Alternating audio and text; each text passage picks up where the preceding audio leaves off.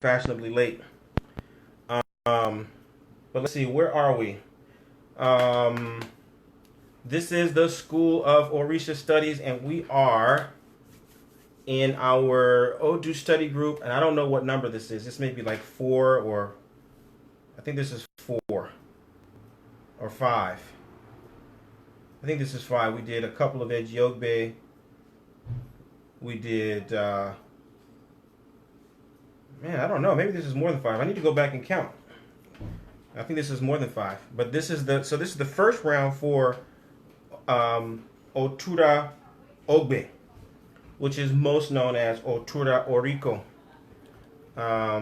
Great Odu. And great in the sense that it has the most wonderful stories about Ori. You know, there's like Odu Ifa is very diverse in terms of the content. It's difficult to boil them down to one thing. You know, when you look at an Odu, it will cover a broad spectrum of subject matter. And there are sometimes, though, where an Odu has such a character, though, that it almost is a special Odu for a single subject, because there's just so much content in that single Odu. And this Otura Ogbe is one of those, in the sense that if you really want to see a lot of things about Ori, then you can go to Otura Ogbe, and you're going to find a lot of Odu. So that's Otura on the right, Ogbe on the left. And the most famous nickname of Otura Ogbe is OturaOriki. OturaOriki. And it's about Ori. It's about Ori. About, you know, a strong Ori, a good Ori. But today, we're not going to share OturaOriki. We're going to share one which is OturaOriki. OturaOriki. And it does deal with Ori. So, as always, let's look at the methodology for understanding an Odu, and trying to decipher that Odu. Is looking at like what I call the profile, is like a root or shadow, kind of a blueprint of this Odu, and its unifying symbol and the significance, and what areas it dominates and stuff like that. This is a like a DNA strand, or this is a thing that gives you the sort of the organizing principles and the framework that will govern all of the verses that you see in this Odu, or maybe not govern, but it will reveal to you what your spiritual obligations are according to this Odu. So, you got Odu, you got Esse, you got Itan.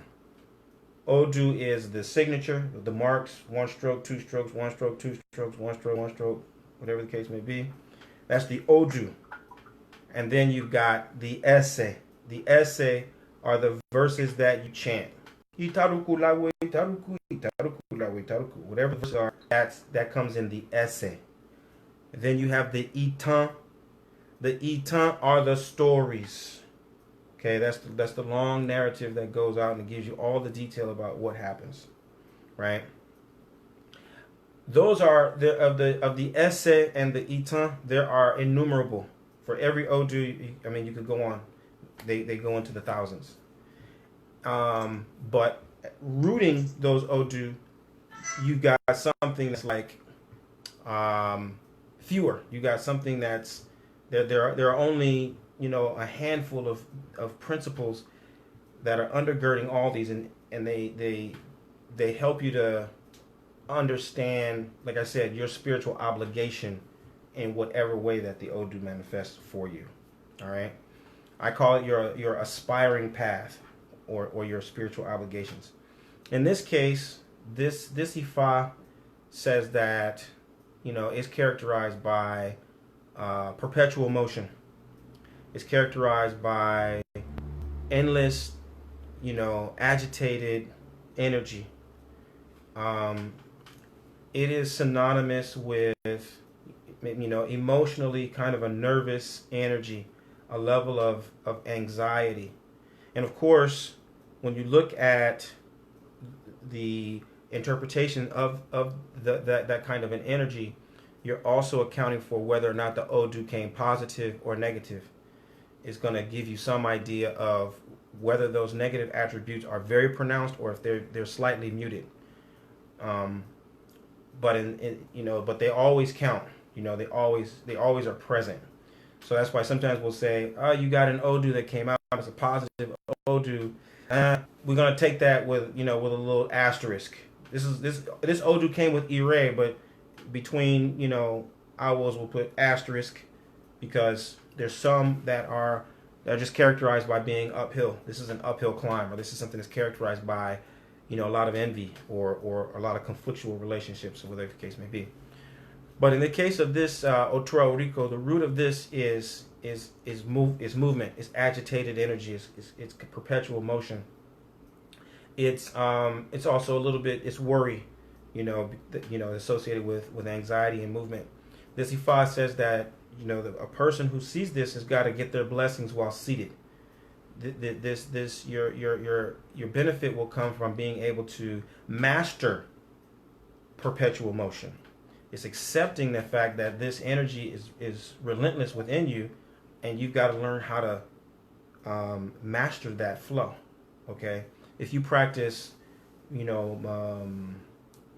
meditation from the Eastern perspective, this would be where they would tell you that you're not going to control your mind, or stop your mind from thinking. When you want to sit down and meditate, what you're going to do is you're going to observe your mind. You're going to learn to allow the thoughts to go by, right? Because if you're there and you're trying to meditate and all of a sudden flowers pop into your mind. You say, "Oh no, I can't think about flowers. Don't think about flowers." Now you're thinking about flowers. And you say, "I'm gonna." Oh yes, as Phoebe she said, "Calm the monkey mind." Yes, so calming the monkey mind. This would be your highest blessing in this Odu for OturaOriki. Underneath it all, Ifa is asking us to calm down, get well seated, and be comfortable with observing the flow of energy, observing the feelings of agitation, observing the discomfort, and not focusing on it to stop it or do anything with it. Just be okay with letting it go by, and eventually that's what it will do. It'll just go by. So that's where the highest blessing comes with OturaOriki. We need to sit down and master the motion by being still. This Ifa says that in so doing, you've been tossed about like a tiny boat on the sea. Now it's time to drop your anchor and take refuge, and be still. So as the sea is rocking back and forth, you're anchored somehow, and you're able to maintain a level of stability, even though everything around you is in this perpetual motion. OturaOriki. Okay, so in this case, that's the root. Now, what is the orientation that this Ifa comes in? So the true Odu is OturaOgbe. The nicknames are variety. OturaOriki, OturaOriki, OturaOriki, and those are the ones that I know. But today we're dealing with Otura on the right, Ogbe on the left, OturaOriki. And the orientation of this Ifa is Ayewo. Right? So you can have Ayewo, you can have Ire. Ayewo means it needs to be investigated further. Sometimes people will say Ibi, I-B-I. We ourselves are encouraged not to use that kind of language, though. EB is definitively negative. So we as owls won't say that Ifa speaks negative. Ifa's giving you a warning. Ifa's giving you an advisory. Ifa's giving you a red flag to say, look into this, which is what Ayewo means. Ayewo means it needs to be investigated further. There's another way that people can denote negative too. I always say Ayewo, so I kind of don't even remember. Ibi, Ayewo. Oh, the real famous one is Osorbo. Osorbo. If you are familiar with the Afro-Cuban tradition, then they'll say Osogbo. A lot of people have made this mistake. So you might see something with an Odu and they'll say it came in Osogbo. But that there's no such thing as Osogbo. Oshogbo is a kingdom. Oshogbo is a kingdom. It has nothing to do with divination. What they're trying to say is Osorbo. Osorbo. If it comes negative, you can say Osorbo. Osorbo. Osorbo means he threw the Igbo. He threw the Igbo. The Igbo are what we use for divination to designate what kind of Ire or Ayewo it is. So you got 5 primary blessings and 5 primary not blessings. You got long life, you got prosperity, you got victory over enemies, you got spouse, you got children. Those are the 5 Ire. Each one is represented by a different symbol. An Igbo, a stone, a shell, a rock, etc. Right? A seed. You find some variation with that, but pretty much there's 5. And those same 5 will double for 5 negative significance also. Sickness, death, loss, spiritual warfare, conflict. Right? So when it comes negative, Ayewo, people will say, these 5 things are called Igbo. Igbo. When it comes Osorbo, it means he threw the Igbo. Osorbo, he threw the Igbo. It means that the message was negative and the client became upset and he threw the Igbo when the Awo asked him to put it down on the mat. Right? He threw the Igbo. Osorbo. So positive is Ire. Negative can be Osorbo. It can be Ayewo. It can be Ibi. Ibi, Osorbo, Ayewo. All of those mean negative. All right? We are most commonly trained to use the language Ayewo. It requires further investigation. Our Odu today comes with Ayewo. Which Ayewo? Ayewo Iku. Iku is death. Okay? Iku is death. So Ifa is speaking of death that's in our midst. But we ask, Ifa, is it death upon one of our own heads? Or is it death on someone else around us? Ifa says it's someone around us. Someone who we know or we're associated with is close to death, or death is close to them. Okay? And so we'll look, and if you look at the summary, you can see precisely where the verses come from. I'm very excited about this from the nerd perspective because those who are in the temple know that at the beginning of the year, we saw OturaOriki as our Odu that governs the temple. OturaOriki is our governing. That's the theme. That's the charter for our temple this year. And so one of the requirements is what we're doing every day, which is burning a white candle in the front and a red candle in the back, right? And but the spectrum of verses and messages is entirely different because of the orientation of the Odu, okay? So today, or for this Itadogun, Ifa says it comes with Iku on someone else's head. All right, so we want to look there. That's for precision. That's where we look for our guidance and our understanding. Ifa, how is this going to manifest? All right. So what I'm going to do now is I'm going to, share this with you, the story of what Ifa says about death and how we need to be sensitive to death and where we need to be directing our spiritual energy and drawing protection from in the face of this negative energy. All right.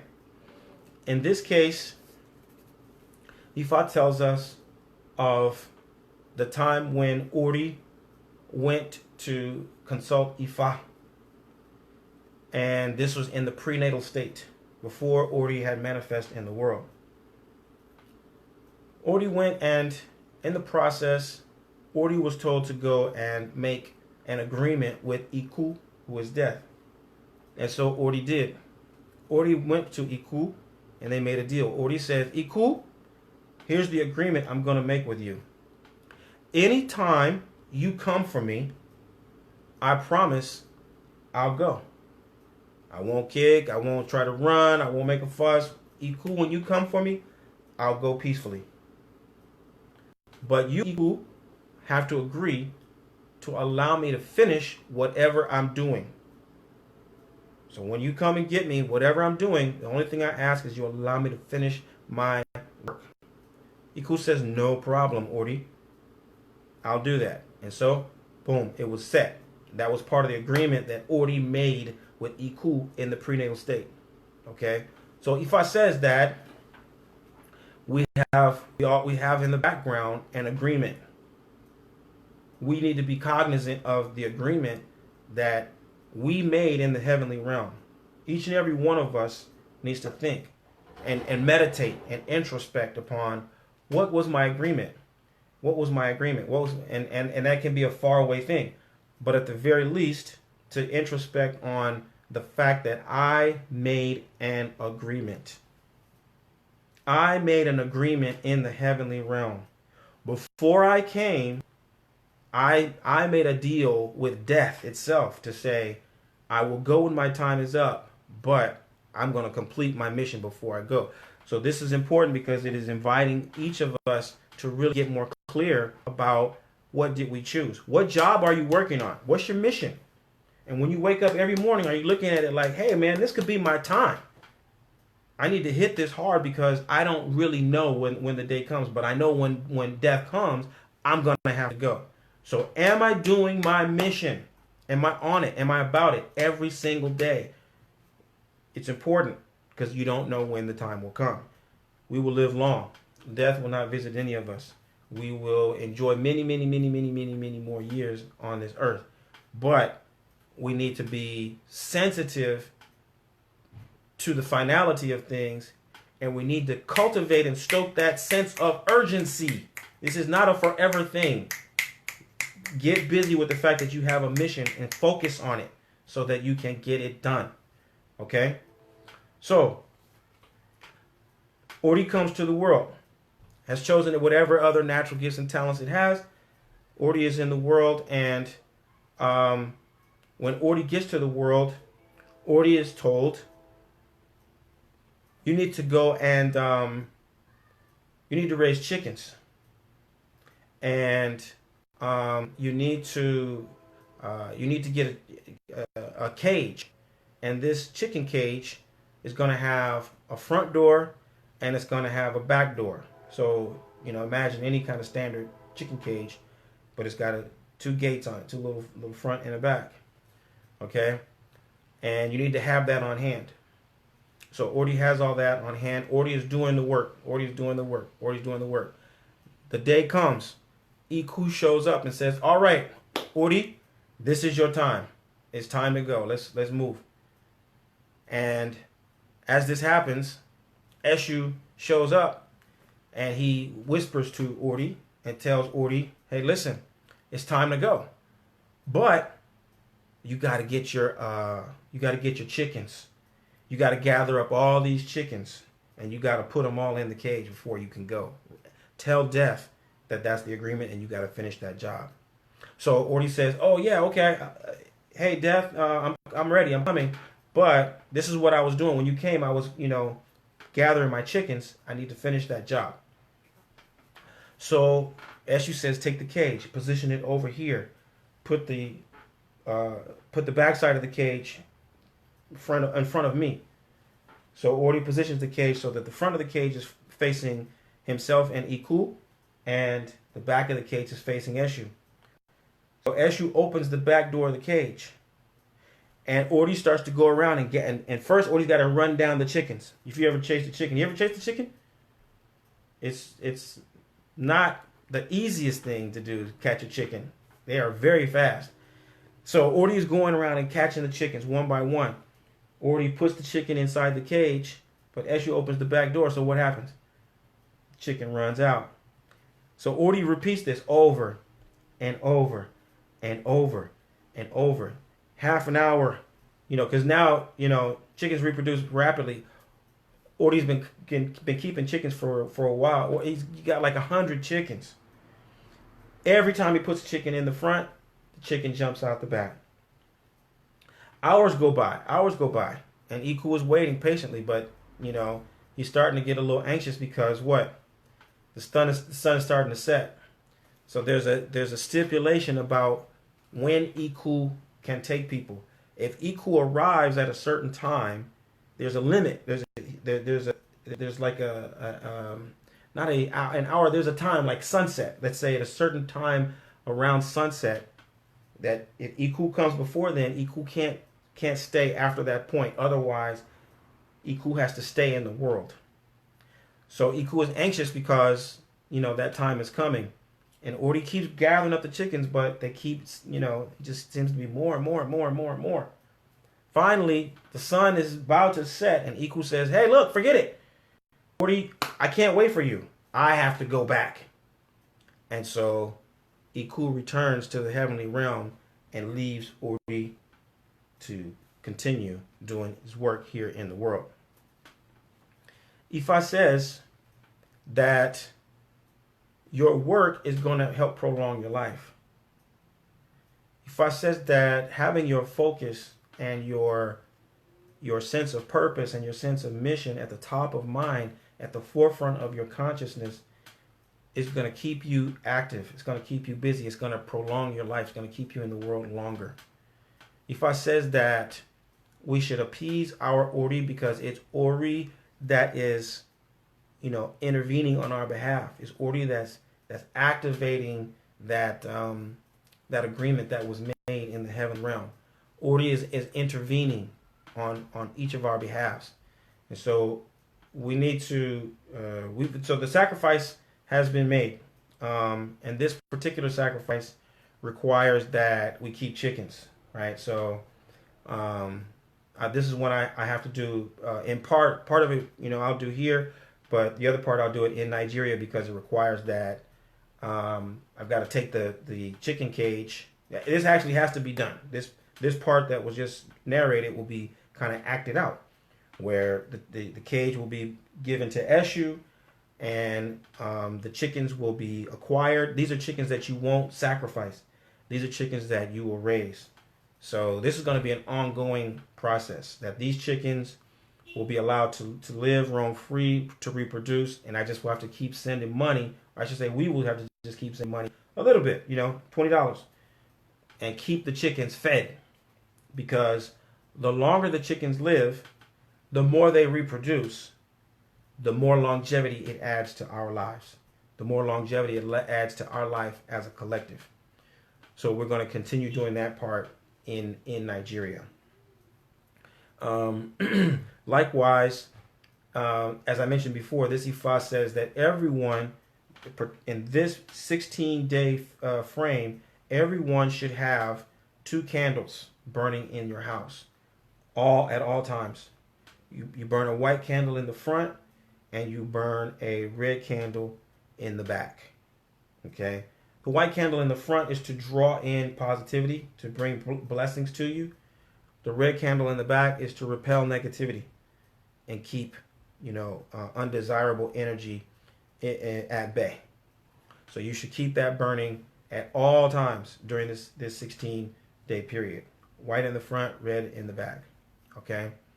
And independently, you should contact me, and we can go through the process of asking Ifa, what will each person's Ori take? Unless, of course, you have the capacity. Some people may, you can cast Obi, or you have the shrine for Ori, and you can ask Ifa, ask Ori, what would you accept? Banana, coconut, shrimp, palm oil, gin, cloth. Ask your Ori, what will it accept?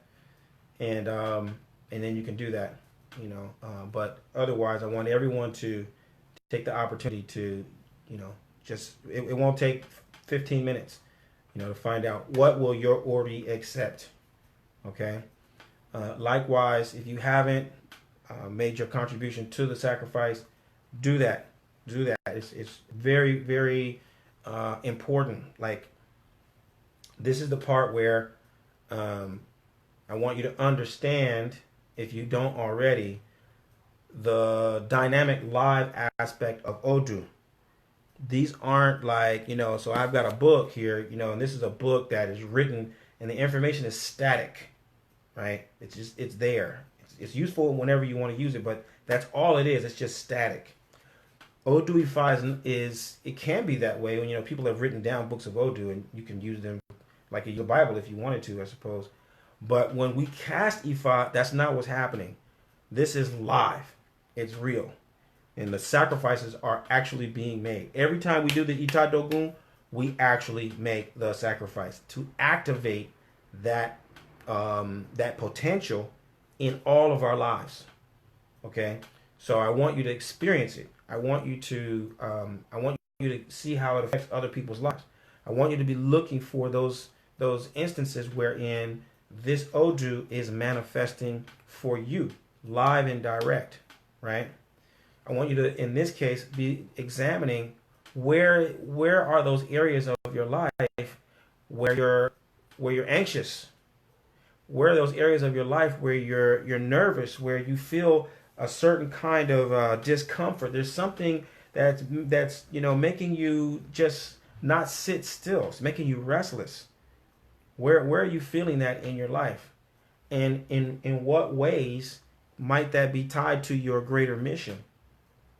How is it? How might your destiny be trying to get your attention and making you uncomfortable where you are right now? Where I am, I'm uncomfortable all the time. I just don't like it because it's just well, to what extent could that be the fact that you belong somewhere else, or you are where you're supposed to be? You're on the right track, but you're sitting still, and that's why you're uncomfortable. Something is urging you to be in motion. Identify that and honor it by getting into motion. To what extent are you really thinking seriously about what you came to do, what your life mission is? What is your life's work? How close are you to accomplishing that work? How much effort are you putting into that work every single day? This is what this Ifa is urging all of us to take into consideration. It's live. Someone is dealing with that, or even collectively, all of us are feeling that kind of a sense of unrest and anxiety that's got to be managed. It's got to be mastered. We've got to figure out a way to sit down, not be bounced this way and that way with the anxiety, but figure a way to sit down and get really focused about this is who I am and this is what I'm doing, and I need to be serious about doing that. Being nervous about it is not going to help me. Being anxious about it doesn't change the situation. The only way I'm going to master this restless energy is by sitting down, accepting it, and getting busy with doing the things that need to be done to move it forward step by step. Okay? So these are the things that I want you to take into consideration and understand that it's real, it's live, and Ifa has sent it to us for that very reason. It's up to us to now observe it. It's up to us to respond to it. Okay? So I'm going to pause there and make space for questions and insights or hallelujah moments. You know what I mean? Whatever the case may be. Let's take a few minutes for that, and then we'll be able to go forward and move towards the end. So if you got a question, this is the time for you to unmute your mic, and let's see what we got going.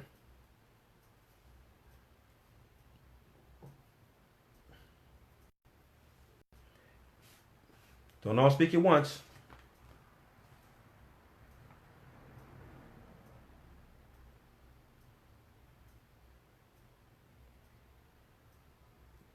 That's it. We covered everything. I've never seen that ever happen in my life where I just covered it all and you didn't have a single question.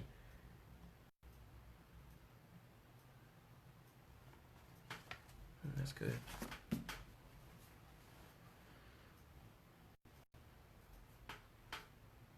Going once. Going twice. 3 times. Okay. So that is Otura Ogbe with Iku. That's our first verse of Otura Ogbe with Iku. Let's see what you ought to do in addition to identifying the things that the rituals are the white and the red. Introspection, sitting down and mastering your purpose and your place for being here, and setting up a time. So the next thing is make a time. If you don't have the capacity, if you do have the capacity to ask your Ori on your own, do so. But everyone who doesn't, make a time. Just send me a message through direct message or email me. However we have been communicating. Send me a message and we'll set up like a 15-minute block, and we'll just ask Ifa what you need to do to appease your Ori, and it will be something simple. Like I said, some offering to appease and activate your Ori, so that it can continue to intervene on your behalf. Okay, so the next question is, you said you have a question? Oh, okay. I can't hear you somehow. I can see you talking. Can you hear me? Yes, now I can. Okay. My question is, if we already have a ritual or process that we're doing for Ori, should we stop that process and then ask for separately what it is we need specifically for this Odu? No, don't stop. Don't stop. Just ask, because this would be something that would be more like something street. Like what do you want you to offer a coconut and white cloth, and you would just do that in the way that is maybe on Ifa day or something like that, or tomorrow you get those two, you make the offering. Yeah. That's it. Okay. Perfect. So what I want you to think about is making the connection between the root of this Ifa, the underlying principle that governs this Ifa, the shadow, of perpetual motion and all the things that I did leading up to the story. Where do you see those principles and those attributes playing out in the actual story of Ori and Iku? I have a question, Baba. Okay, is that Afifi? Yes. Okay. So with this Odu, it's saying that I guess it's the symbol, or one of the symbols is death upon somebody else's head. So does that mean that does this apply to like people who are not a part of this group who the Odu was thrown for? Like, for example, does it mean somebody close to me, like that's not even an Ifa practitioner, an Orisha practitioner that's around me, that doesn't even know to do these things, or right?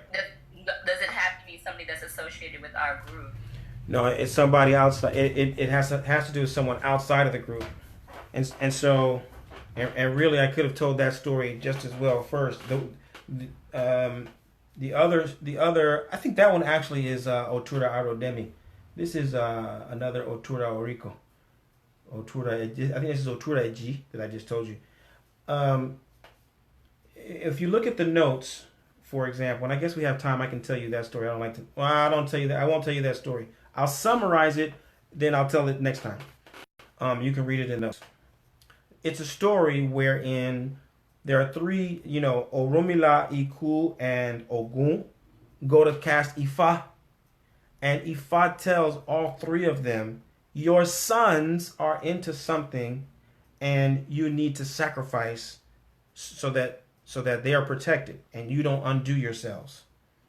And so in that instance, it gives you an indicator that this is somebody who is close to someone. This is someone I automatically thought of my children, right? Because I have sons, and so I sent the message to my sons. Hey, whatever you're doing, stop. Whatever you're up to, I send them text messages, and of course they're like, "What?" And only the older ones get it. They're like, "Baba Casti Fa, man, get a clue." So that's immediately what struck my right. It made sense for me, but for you, it may be, because of that particular story, you would consider maybe it's a younger brother or a younger cousin, or maybe it's somebody who works for me or somebody who reports to me or somebody who I'm responsible for, right? That would be the next line of thinking, and then you just keep going down the line of then it maybe it's just somebody who is into something sketchy. It's like I just know that this person is engaging in risky activities that could very well end up in either her or him or one of his friends, getting into trouble or hurting themselves. So, yeah, those are things that would help you to figure out. That's what I hear you saying. It's like, well, how do I figure out who this is? Right. Okay. Yeah. And yeah, like sometimes I just have to call everybody because you never know. Like, hey, just stop. Basically, that's. I'm sorry. And since you mentioned and I guess I forgot about that part of the story where it was the brothers that wanted to do something shady. Can you? And I'm sorry if you did this in the first minutes before I came on, but can you kind of go over the other observances, like no clandestine, or criminal activity? Well, you already just did that, but no boasting, right. And then going out in the rain when it's drenched. Like, can you just, I guess, help us connect why we're doing that? Those other things. Sure. Okay. And so I'm gonna do that, and I'm gonna make the distinction. Okay. There's two stories that I'm gonna tell for this one. Of course there's so many more, right, that we could go into, but I'm only choosing these two because they match up most closely, right? There's other ones that are like you read in the summary. There's like lots of verses that talk about reproduction. They talk about Ori, living long in the world. But these two stories really matched with long life, right? And averting death in particular, not just long life, but averting death. The other ones are like, oh, this is long life. So the information that I'm giving you about all the observances are coming from all the stories. No boasting and no clandestine activities, no activities with groups of people of three. What you mentioned about going in the rain, you'll remember in that story of Mogbo Ferere, Omo Romila, the three of them, when they had their problem, when Iku came after them, it was the rain that drove Orumila's son into the shed to seek refuge. And it was that same rain that drove Iku into the shed to seek refuge. And that's where he asked Orumila's son, "Who are you?" And Orumila's son identified himself as innocent and ignorant. And he went back out. So Daddy Fuss says you go out in the rain and you get drenched because that's a sign of your freedom. That's a sign of you being vindicated. It's a sign of you being, Ifa's word manifesting. You say, okay, I was saved. I was spared. Right? So that's why you're going to do it. Go get Okay. Yeah. Yeah. Koto yeah, so that's that. And I want to just emphasize this again because there's a little quiz. There's a little quiz that I prepared, and it's in the Patreon group. It's associated with this post. So it's already there. So at any time after we finish, you can go in there and review the quiz so that you can just get clear about some of the things that we discussed, and absorb some of the details. And yeah, the motivation is always, at least for this particular setting, is for you to understand how Odu speaks. You know, I can't tell you how many times I, went in with somebody to help them get a reading, and then they sit there for the whole reading, and then we come out and I say, well, what'd you think? This was happening when I was an apprentice, really. Well, so what'd you think? And they're like, I didn't get it. I didn't get it. I don't understand what he's talking about. Like, oh wow, okay. And you have to really break it down. And so, some of the things that are obvious to us, who've been, reading the Odus and listening to the stories and asking questions, it may not be obvious to other people. So, I'm trying to make sure that you, as a practitioner and a devotee, you're very, very acutely aware of, number one, the level of precision that can come through an Odu, and that you understand what to look for, and you can kind of accept. The other thing is, it's like a doctor. I feel like a doctor. I remember going to sitting with a doctor and a guy talking about people self-diagnosing and looking up their symptoms online, or looking up their diagnosis online and saying, you should be giving me some hapilaptol and not hipilipsol, and the doctor's like, look, man, I was in school for 12 years for this. You was on Google. Sit down and take these pills. That's how we feel. That's how I feel. I tell somebody, hey, your Odu is Okaran sign. They're telling me, well, what doesn't this Ifa talk about me and my mom? I'm like, no, it doesn't. It actually doesn't. There is a verse that talks about that, but it doesn't come with that orientation. That information doesn't have anything to do with you. Or if it does, it's remote, and it's not what you need to sacrifice for. What you need to sacrifice for, and where you need to get your taboo and curb your behavior or amp up your behavior, is based on this story I just told you right now. Ignore everything else and focus on this. And that's one of the great things about Ifa, and people are kind of missing it. Dr. Google is a babalawo. Someone sent me a message.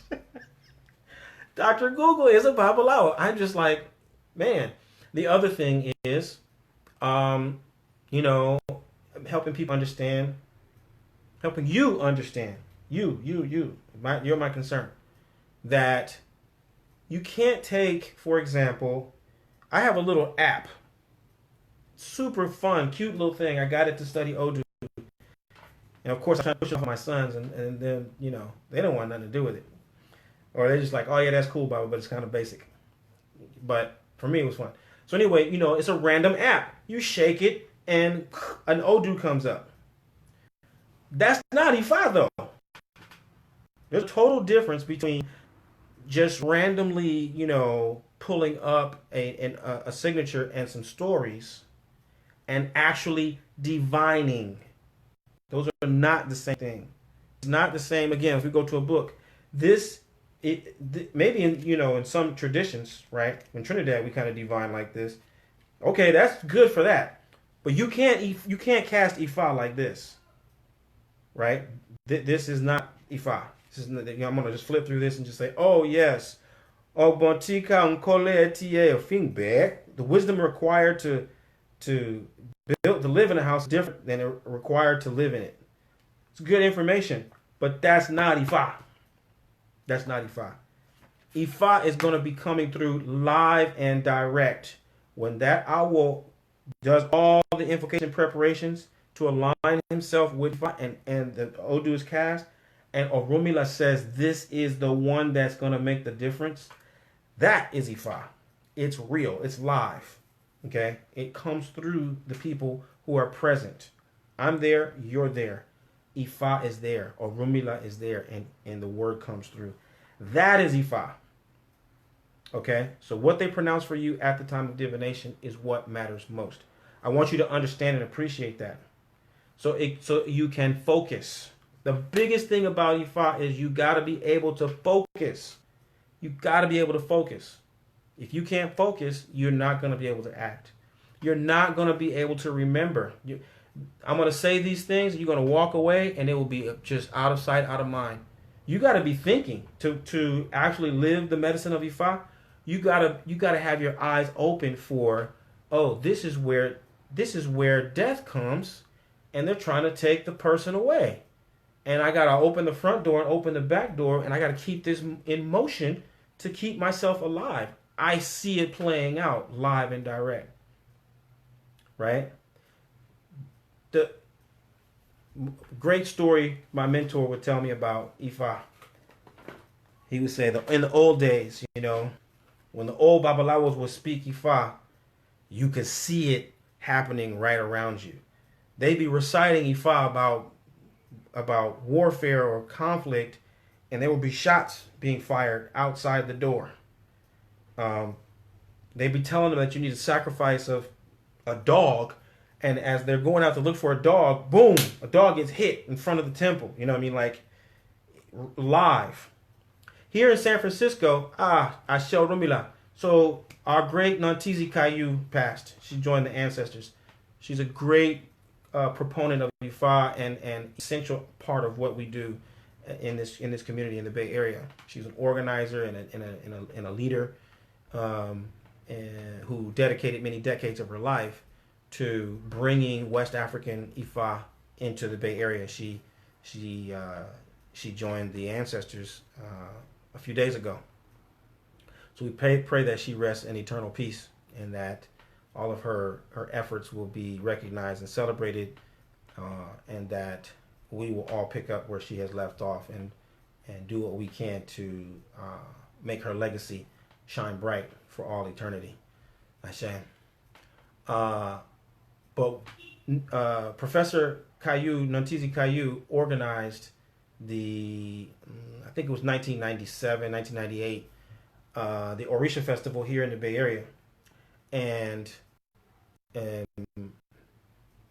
this happened in San Francisco, I think it's 1997.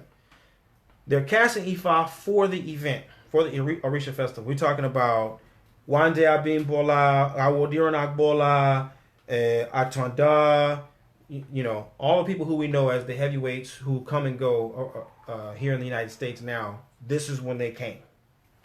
They're casting Ifa for the event. Ifa says it came with Iku. It came with Iku somehow at the hands of Ogun.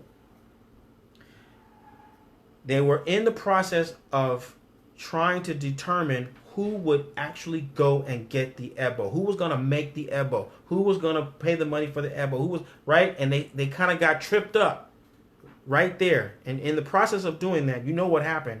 Bow, bow, bow. Somebody got shot in front of the cultural center and died on the steps of the cultural center at the hands of Ogun. Bow, bow. It happened. Real. And this is not like at 1 a.m. This is in the middle of the day. Okay? So it's real, right? When that's the way that they talk about, when the originals recite the word of Ifa, they're talking about what is literally coming through right now. It's like deciphering what's coming through the airwaves on the radio or something. It's a real thing. It's not abstract or static. All right? So I want you to, have those experiences and understand and be sensitive to the specificity of Ifa and responsive to the directives of Ifa as they manifest. Okay? So that being said, I'm going to pause again and give y'all another opportunity to, if you have any questions or insights or concerns. Now, I do. Oh, okay, Afivi? Yes. So going back to the observances, the one about finishing what you start. Yes. Is that one regarding things that you start within the 16 days following, or however long this energy will last, how long that is? Or if it's something you started 3 years ago that, it's kind of always back of your mind kind of thing, or that still is relevant? Sure. Is that something that you, okay, so yes, it applies to that as well. Yes. It applies most immediately to this 16 days. Like, what you open up, so you finish it. And I'll tell you, the case in point for me, I started working on a new course, and I've been like grinding, and I just feel it, and I didn't think about it until right this moment. But I've been just obsessive about finishing this particular course, and it's going to be done. Within the 16 days, I'm going to have this course done. But this course, of course, it fits into a bigger spectrum of something I started 3 years ago. Just metaphorically. Something I started before. This is a brick in the wall. So by finishing this thing, I'm helping to contribute to what I'm working on in the bigger picture. All right then. Yeah. You guys, it's busting us out today. It's just like, okay, yeah, that's what. Yeah. You got. It's like a kick in the butt. Yeah. Very important. Like, this is it. Don't procrastinate. And you feel it though. You know what I mean? Wherever you feel it, that's for me is the telltale sign. Is like that's why I like looking at the root. The root of this Ifa is anxiety. It's an internal restlessness. It's that perpetual motion. Oh, and the symbol here is, again, it's the serpent Da. The serpent Da, which is perpetual motion. It's that serpent energy that it is never at rest. It's always in motion. It's always, just making you uncomfortable. It's a good feeling. It's a good feeling. If there's something that's making you uncomfortable, that's good. You feel hungry, you got a hunger pang, that's good. That's good. Respond to that. That's telling you what you need. And so, the question is, we've had the snake twice. Yeah, because there are fewer organizing principles than there are Odu. So these symbols will be recurring. They're going to be recurring.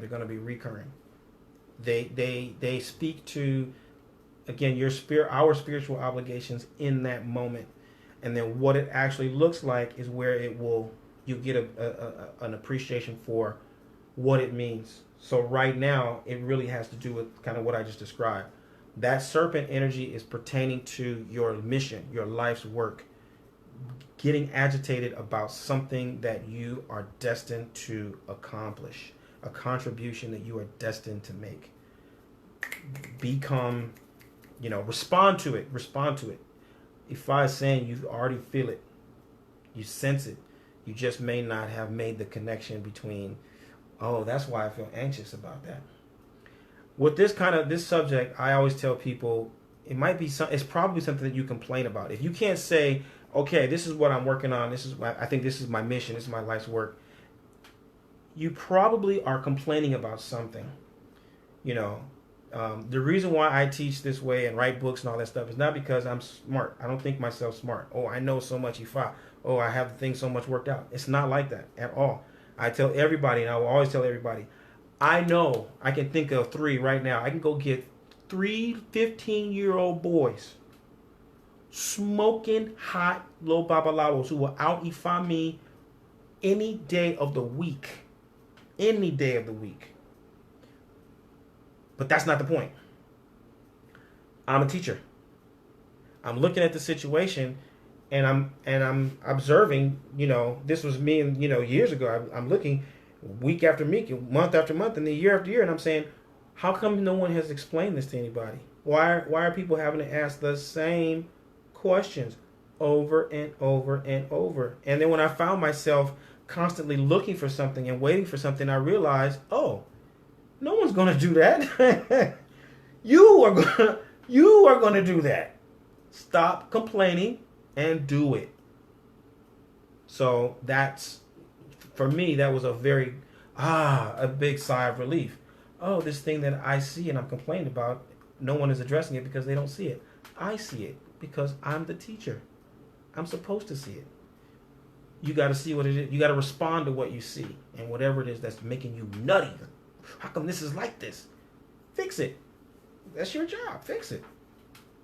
You'll feel so much better. So that's what this is about. That's a big part of what this is about. The other part of it is solidifying that agreement. You know, strengthening your Ori's position and your Ori's cunning. You know, and dynamic.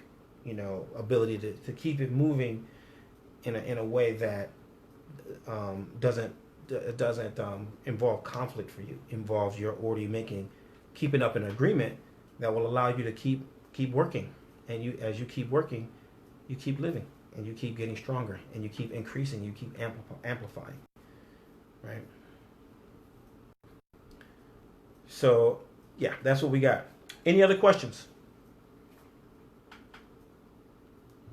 Questions? Any question? All questions are good questions. Usually. Okay, if nobody else had one, I just wanted more clarification. Okay. So what is the thing that I know is the thing that Ifa is saying I should complete? What if it's something that I can't finish in 16 days? Like, what if I guess I can, is it more important that I get on the ball with finishing it more so than trying to finish it in 16 days? Like, what if it's something that I can't, like, there's something I have to do that won't occur until next year? Like, what if it's a conference I have to go to, and that's where I get my certificate, or that's where I get my, like, I have to meet a person that I won't be able to meet until next year. You know, I can't complete the thing in 2 weeks. Sure. So, I'm just wondering if does that mean that it's not that, that Ifa's talking about? Not necessarily, but you do everything you can in the 16 days. Whatever. Right. So, for example, I mentioned this course, right? Let's say, in the process of looking at it, it becomes something bigger. I realize this is a course that is is a full year experience or something like that. And I can't complete it all. But what I can do is I can do the outline. I can draw the blueprint in 16 days. I may not be able to build the building in 16 days, but I can draw the blueprint. Okay. Yeah, you got the ball rolling. That's more important. Yeah. And in your case, okay. Similar thing. Maybe you're looking at accomplishing this task, but then for what? Once you have that task done, what does it fit into? And then you can start writing out the plan for how you're going to approach execution. Who are all the people involved in this execution? How much money is it going to cost you to execute this thing? And then how much time might it take for you to complete that? It's possible that you could conceptualize that and put in a lot of the details, excuse me, in a 16-day period. So that as you get closer and closer, you can keep building on that template. Okay. Sounds like a plan. Yeah, that's what I would do. I would look at it and go as far into it as much detail as you can, and write it out, plan it, say, get it all the way in, plan wise. Fayinde? Yes.